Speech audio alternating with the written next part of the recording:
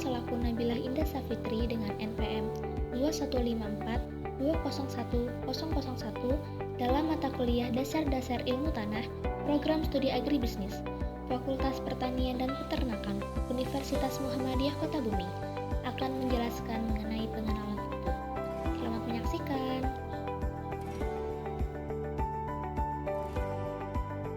Number 1. Pertama, pengertian pupuk.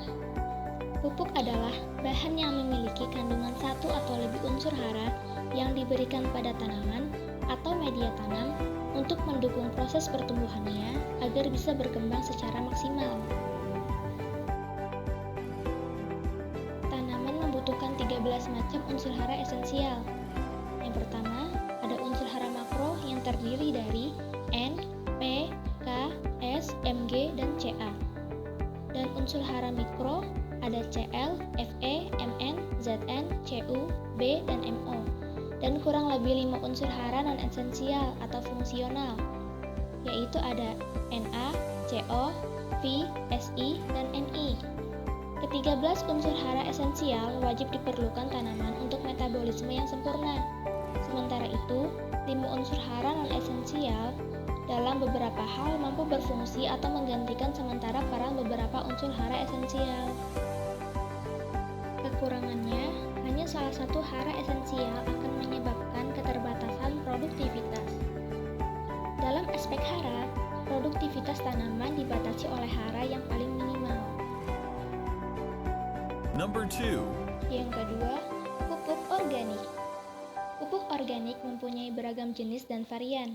Jenis-jenis pupuk organik dibedakan dari bahan baku, metode pembuatan, dan wujudnya. Dari sisi bahan baku, ada yang terbuat dari kotoran hewan, hijauan, atau campuran keduanya.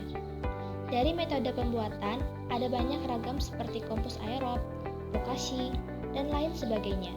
Sedangkan dari sisi wujud, ada yang berwujud serbuk, cair, maupun granul atau tablet. Secara umum, pupuk organik dibedakan berdasarkan bentuk dan bahan penyusunannya. Dari segi bentuk, ada pupuk organik cair dan padat.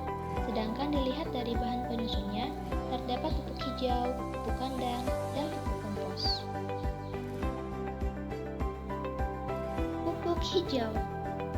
Pupuk hijau merupakan pupuk yang berasal dari pelapukan tanaman, baik tanaman sisa panen maupun tanaman yang sengaja ditanam untuk diambil hijauannya.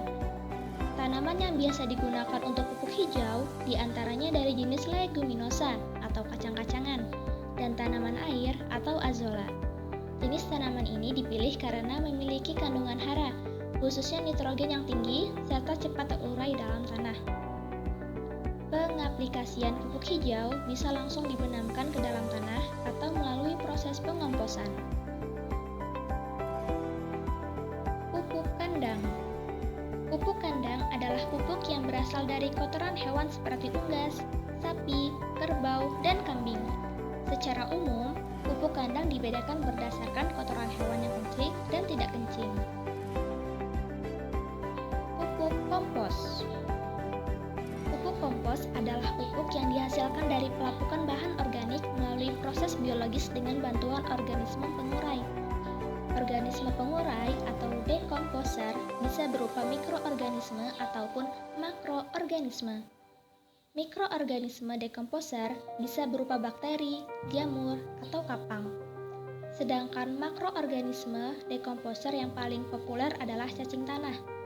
Dilihat dari proses pembuatannya, ada 2 metode membuat pupuk kompos, yaitu proses aerob melibatkan udara dan proses anaerob tidak melibatkan udara. Pupuk organik berperan untuk menyediakan nutrisi bagi tanaman. Setidaknya ada 5 manfaat, yakni sebagai sumber nutrisi tanaman lengkap, memperbaiki struktur tanah, meningkatkan kapasitas tukar kation, meningkatkan daya simpan air, dan yang terakhir, meningkatkan aktivitas biologi tanah. Number 3. Yang ketiga, pupuk anorganik. Pupuk anorganik adalah pupuk yang memiliki senyawa anorganik. Pupuk anorganik kebanyakan merupakan pupuk buatan maupun pupuk alam yang terbuat dari bahan kimia. Pupuk anorganik diproduksi di pabrik-pabrik pupuk dengan mencampur bahan-bahan kimia dengan tingkat kadar hara yang tinggi. Contoh pupuk anorganik adalah pupuk NPK, pupuk urea, pupuk TSP, pupuk ZA, dan lain-lain. Contoh pupuk anorganik yaitu 1. Urea mengandung unsur nitrogen, 2. SP36 mengandung unsur fosfor, yang ketiga NPK mengandung nitrogen, fosfor, dan kalium. Keunggulan pupuk anorganik. 1. Pemberiannya dapat terukur dengan tepat karena takaran pupuk anorganik umumnya pas. 2. Kebutuhan akan hara terpenuhi dengan perbandingan yang tepat. 3. Pupuk anorganik tersedia dalam jumlah cukup. 4. Pupuk anorganik mudah diangkut karena jumlahnya relatif sedikit dibandingkan pupuk organik. Kelemahan pupuk anorganik. 1. Unsur hara mikro sedikit. 2. Penggunaan pupuk anorganik terus-menerus bisa merusak tanah. 3. Perabukan pupuk anorganik yang terlalu banyak bisa membuat tanaman mati. Number 4. 4. Cara pemberian pupuk. 1. Pemupukan melalui akar tanaman. Pemupukan melalui akar tanaman bisa diartikan sebagai pemupukan yang diberikan kepada tanaman melalui akar. Caranya tentu sudah jelas, yakni mengisi tanah dengan unsur hara yang dibutuhkan oleh tanaman supaya tanaman budidaya tumbuh subur dan memberikan hasil memuaskan. Pada umumnya, pemberian pupuk melalui akar dapat dilakukan secara disebar atau broadcasting, ditempatkan di antara barisan, dan ditempatkan dalam lubang. 2. Pemupukan dengan cara disebar atau broadcasting. Pemupukan dilakukan dengan cara menyebar pupuk secara merata pada tanah-tanah di sekitar pertanaman atau pada waktu pembajakan atau penggarukan terakhir. Dilakukannya sehari sebelum tanam, kemudian diinjak-injak agar pupuk masuk ke dalam tanah. Beberapa pertimbangan untuk menggunakan cara ini adalah: 1. Tanaman ditanam pada jarak tanam yang rapat, baik teratur dalam barisan maupun tidak teratur dalam barisan. 2. Tanaman mempunyai akar yang dangkal atau berada dekat dengan permukaan tanah. 3. Tanah mempunyai kesuburan yang relatif baik. Yang keempat, pupuk yang dipakai cukup banyak atau dosis permukaan tinggi, daya larut pupuk besar, karena bila daya larutnya rendah, maka yang terserap tanamannya sedikit. Cara pemupukan ini biasanya digunakan untuk memupuk tanaman padi, kacang-kacangan, dan lain-lain yang mempunyai jarak tanam rapat. Kerugian cara ini ialah merangsang pertumbuhan tumbuh pengganggu atau gulma dan kemungkinan pengikatan unsur hara tertentu oleh tanah lebih tinggi. 3. Pemupukan dengan cara ditempatkan di antara larikan atau barisan. Pemupukan dilakukan dengan cara menaburkan pupuk di antara larikan tanaman dan kemudian ditutup kembali dengan tanah. Untuk tanaman tahunan, ditaburkan melingkari tanaman dengan jarak tegak lurus dengan daun terjauh atau tajuk daun, dan kemudian ditutup kembali dengan tanah. Cara ini dilakukan dengan pertimbangan-pertimbangan sebagai berikut.